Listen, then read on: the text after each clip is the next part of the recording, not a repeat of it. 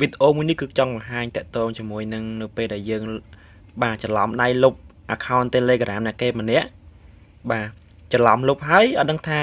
ទាញយករបៀបណាមកវិញណាអញ្ចឹងវីដេអូនេះគឺល្អមែនតើដែលយើងបានមើលវីដេអូនេះគឺ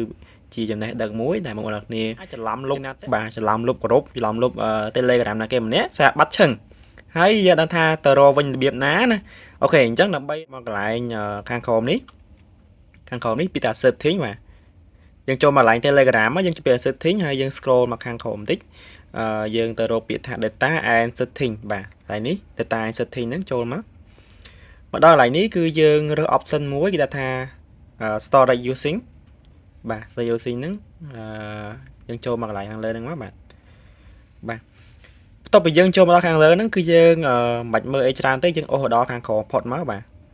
អូក្រោមផុតមកគឺអ្វីទាំងអស់នេះគឺយើងនៅខាងក្រោមនេះអញ្ចឹងអ្វីដែលយើងបានលុបហ្នឹងគឺវា scroll នៅលើនឹងផ្ទាល់តែម្ដងបាទគេហៅថា history ហ្នឹងគឺនៅហ្នឹងអញ្ចឹងដើម្បីយកវិញបានគឺយើងចូលមកលើ account អ្នកដទៃអញ្ចឹងដែលយើងបានច្រឡំលុបហ្នឹងគឺយើងចូលមកគឺប្រើបានធម្មតាវិញហើយបាទគឺយើងចូលមើលទៅបានធម្មតាវិញធម្មតាហើយអញ្ចឹងនេះគឺជាចំណេះដឹងមួយកុំភ្លេចអ្នកនរគ្នាជួយ share វីដេអូនេះផងសូមអរគុណ